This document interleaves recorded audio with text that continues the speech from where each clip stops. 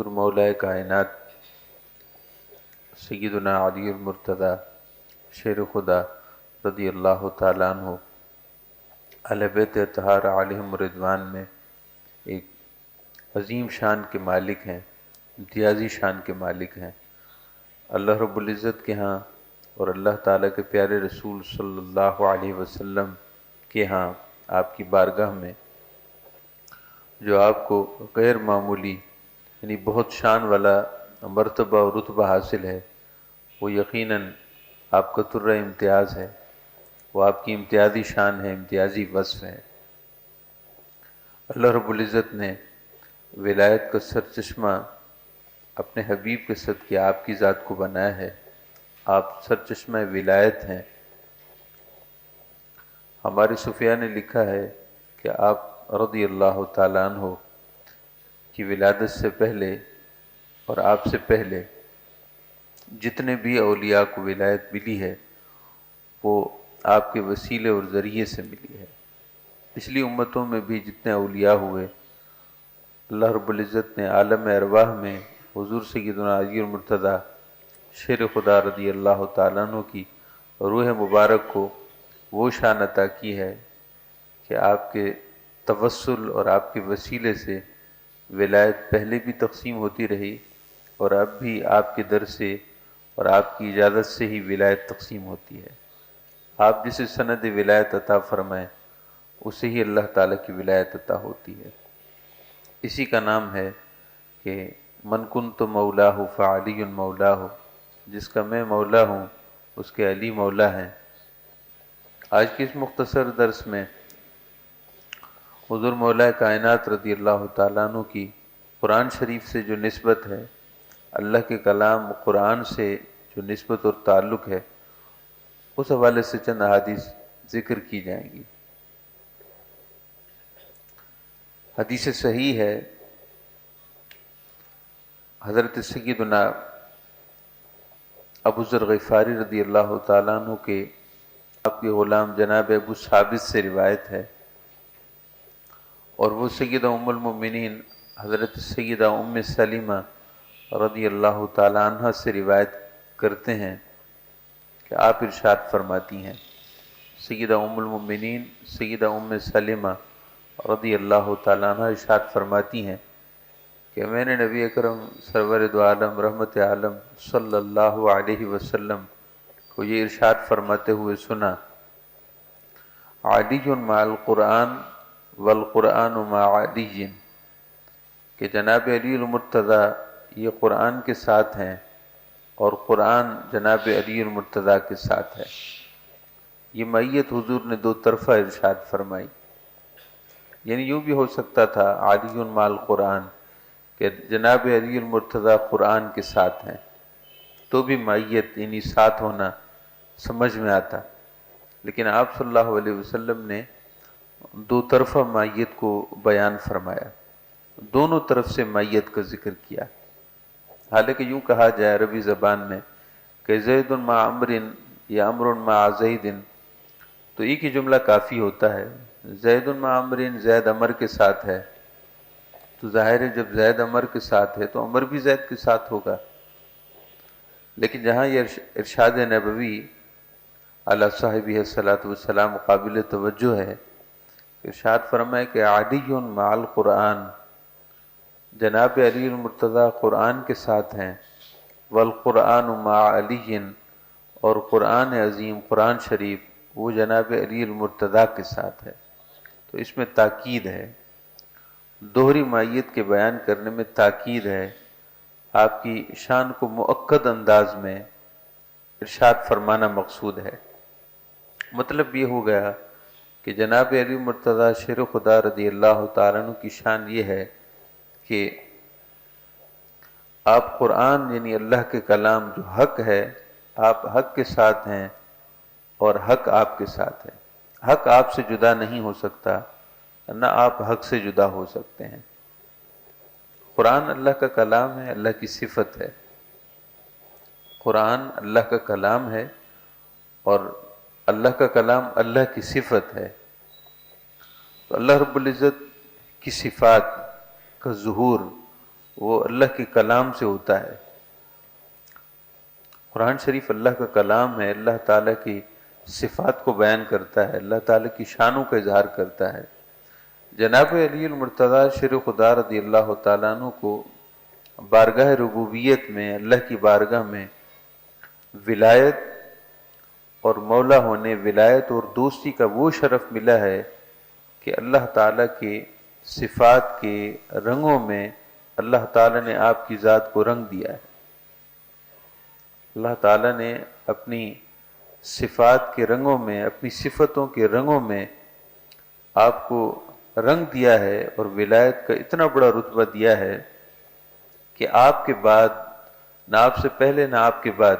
ولایت کے ان رنگوں سے کوئی اور رنگا جا سکتا ہے۔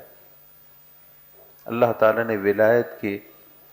سارے رنگ، ولایت کے رنگوں میں آپ کو رنگ دیا ہے۔ چونکہ قرآن اللہ کی صفت ہے، قرآن کی ہر آیت اللہ کی صفت،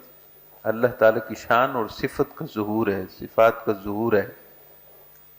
علی مع القرآن والقرآن مع علی، علی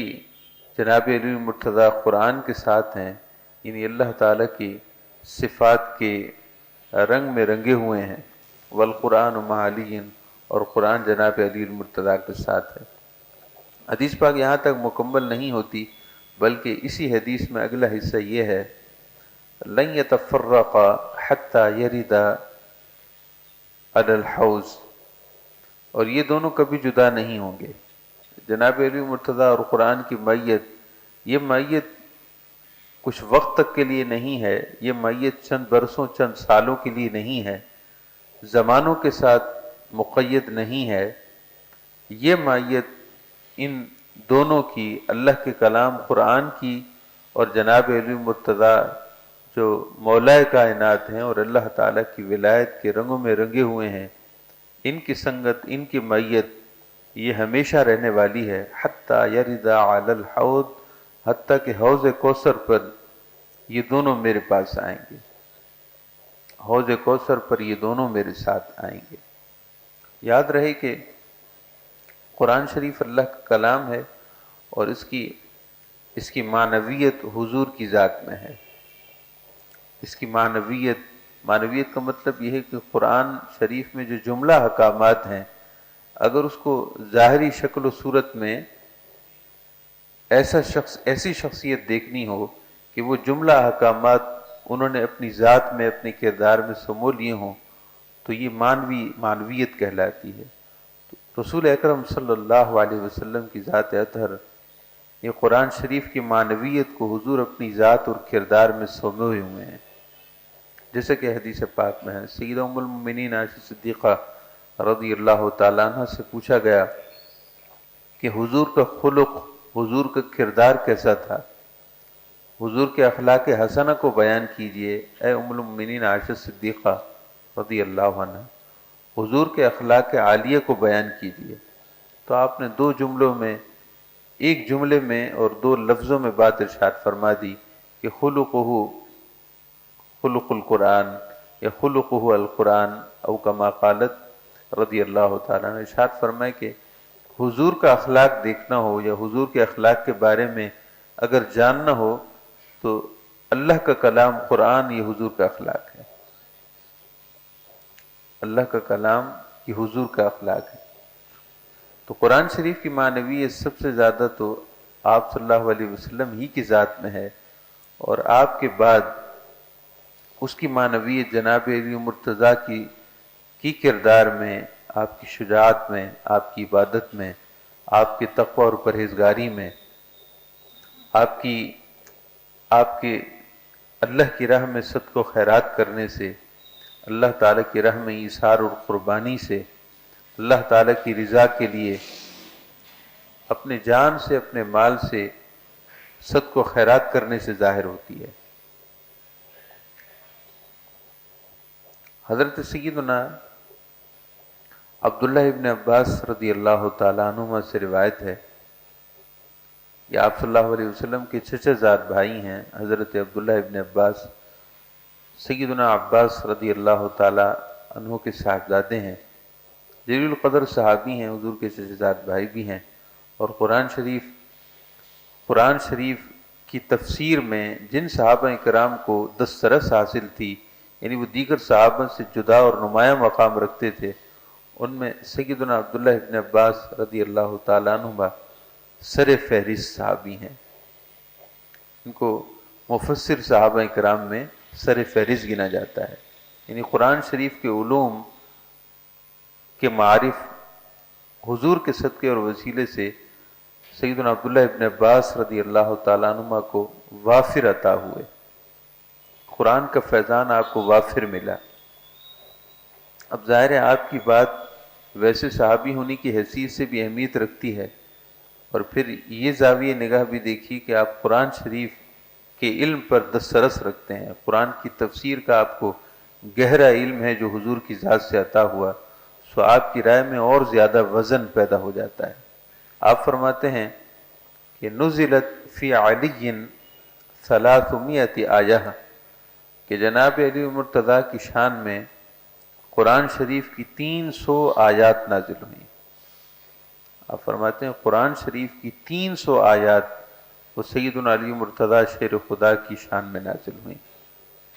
ایک صحابی عبداللہ ابن عباس اور مفسر صحابی ارشاد فرما رہے ہیں۔ حضرت سیدنا عبداللہ ابن عباس رضی اللہ تعالیٰ عنہ کی تائید میں دیگر صحابہ کرام کے بھی اقوال ہیں۔ عبداللہ ابن مسعود رضی اللہ عنہ غالباً عنہ آپ ارشاد فرماتے ہیں کہ ان علی ابن ابی طالب رضی اللہ تعالیٰ عنہ عنده علم الظاہر والباطن، ارشاد فرمائے کہ جناب علی المرتضیٰ کو اللہ تعالیٰ نے قرآن کا ظاہری علم بھی دیا ہے اور قرآن کا باطنی علم بھی دیا ہے، اور خود جناب علی المرتضیٰ ارشاد فرماتے ہیں کہ قرآن شریف کا ایک ظاہر ہے اور ایک باطن ہے۔ ظاہر ہے وہ جو ظاہری آیات، ظاہری تفسیر ہے، اور ایک معنوی تفسیر ہے، حقیقی تفسیر ہے، حقیقت کی طرف جاتی ہے۔ ارشاد فرمائے کہ اللہ تعالیٰ نے مجھے اس کے ظاہر کا علم بھی عطا کیا ہے اور باطن کا علم بھی عطا کیا ہے۔ حضور اکرم سرور دو عالم صلی اللہ تعالی علیہ وسلم کی خدمت میں جب نجران کے عیسائیوں کا ایک وفد آیا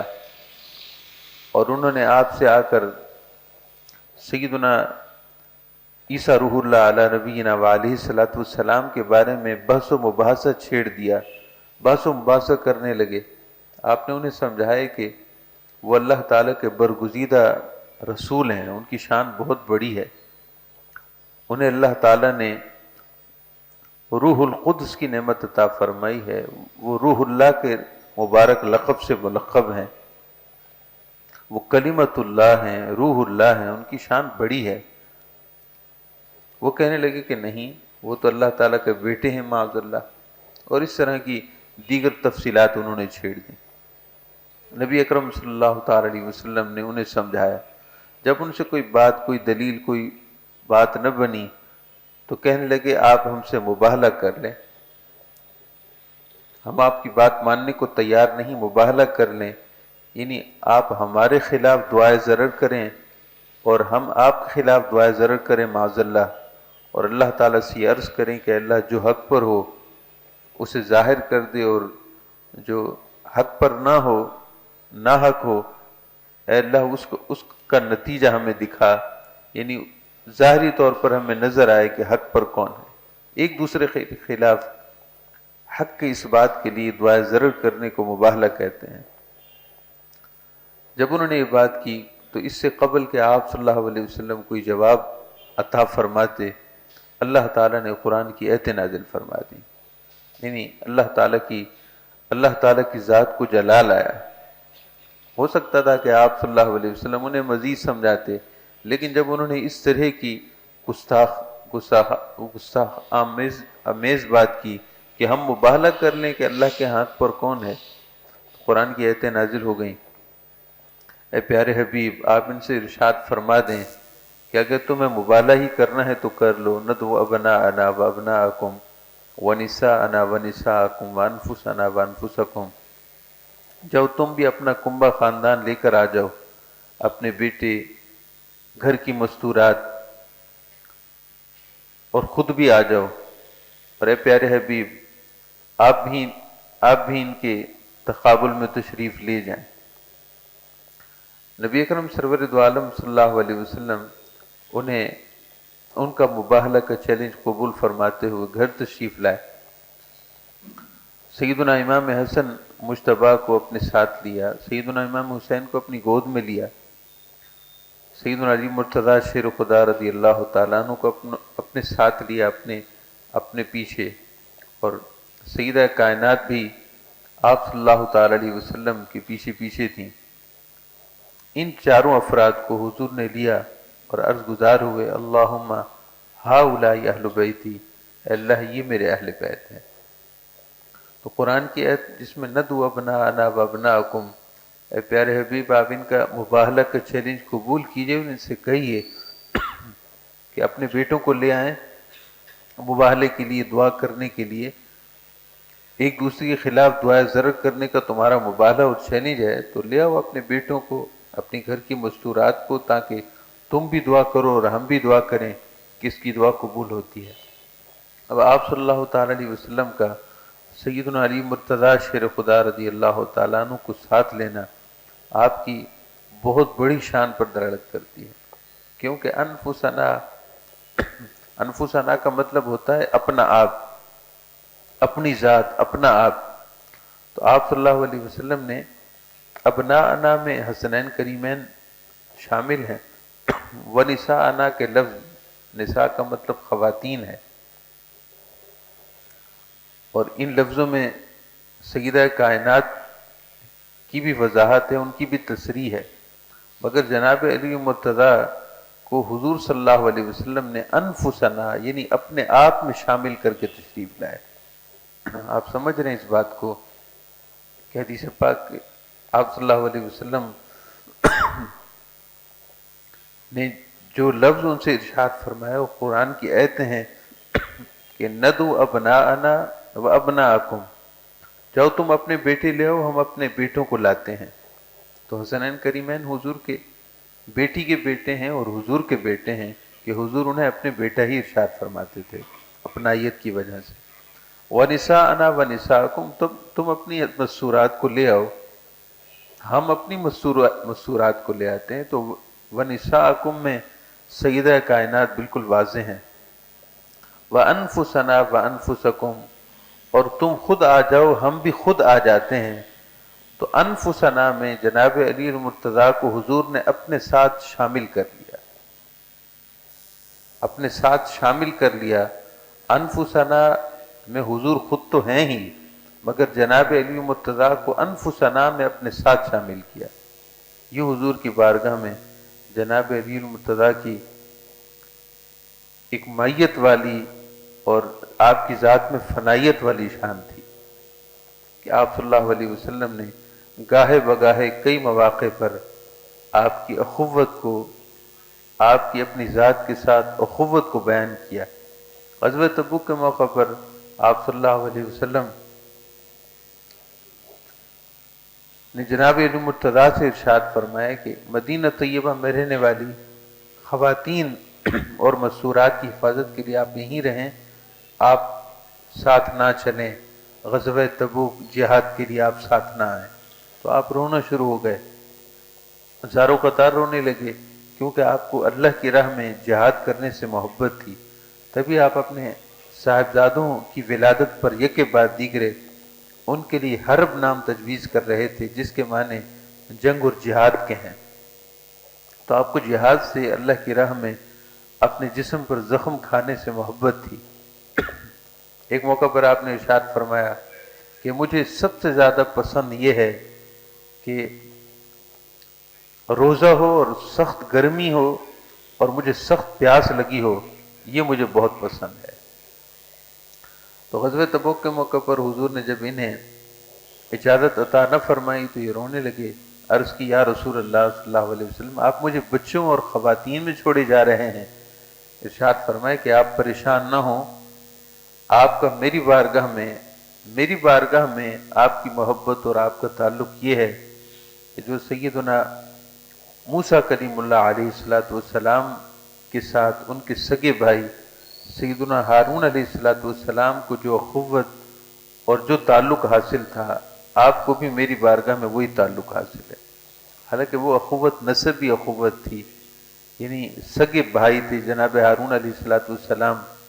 موسیٰ علیہ السلام سے عمر میں بڑے ہیں، آپ کے بڑے بھائی ہیں۔ اگرچہ رتبے اور مرتبے میں سیدنا موسیٰ کلیم اللہ کی شان بڑی ہے کہ آپ اللہ کے برگزیدہ رسول ہیں اور اولو العزم انبیاء کرام میں سے ہیں، مگر سگے بھائی تھے وہ آپ کے۔ ارشاد فرمائے کہ آپ کو بھی میرے ساتھ وہی نسبت ہے۔ اور جب مواخات کا معاملہ تھا تو بھی حضور نے اپنی اخوت اور آپ کے ساتھ اپنی تعلق کا ذکر کیا۔ آپ نے ہر مہاجر کو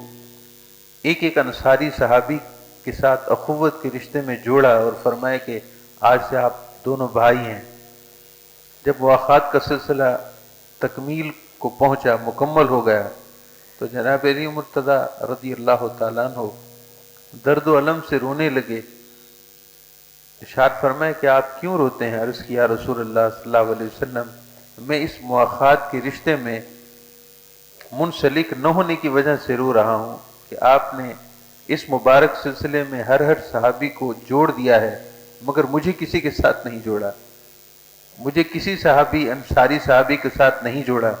حضور نے ارشاد فرمایا کہ انت اخی فی الدنیا والآخرہ، آپ کو کسی کے ساتھ کیوں جوڑوں؟ آپ تو دنیا اور آخرت میں میرے ساتھ جڑے ہیں۔ جوڑوں تو اسے جو کسی کے ساتھ جڑا نہ ہو، آپ کو تو میرے ساتھ دنیا اور آخرت میں اخوت کا رشتہ حاصل ہے، آپ کو کیوں جوڑوں؟ آپ عالم ارواح میں بھی میری ذات سے جڑے تھے، اب بھی جڑے ہیں، اور عالم حشر میں بھی میرے ساتھ ہوں گے۔ تو آپ نے اندازہ فرمایا کہ اصول کے مطابق ایک انصاری، ایک مہاجر جو ہجرت کر کے آئے تھے مکۃ المکرمہ سے، انہیں اخوت کے رشتے میں جوڑا جا رہا تھا انصار صحابہ کرام کے ساتھ جو مدینہ طیبہ کے رہنے والے تھے۔ لیکن یہاں اصول بدل گئے۔ حضور خود بھی مہاجر ہیں، جناب علی مرتضیٰ بھی مہاجر ہیں، یہاں اصول ختم ہو گئے۔ آپ نے خود بھی مہاجر ہیں اور جناب علی مرتضیٰ بھی مہاجر ہیں۔ ارشاد فرمائے کہ ہم دونوں کی اخوت تو محبت کے اصولوں کے مطابق ہے، محبت کے اصول ہی نرالے ہیں۔ اللہ تعالیٰ سے دعا ہے اللہ تعالیٰ ہم سب کو جناب علی مرتضیٰ شیر خدا رضی اللہ تعالیٰ عنہ کی محبت اور آپ کی تعلق کا صدقہ دنیا اور آخرت میں اپنی ولایت سے مالا مال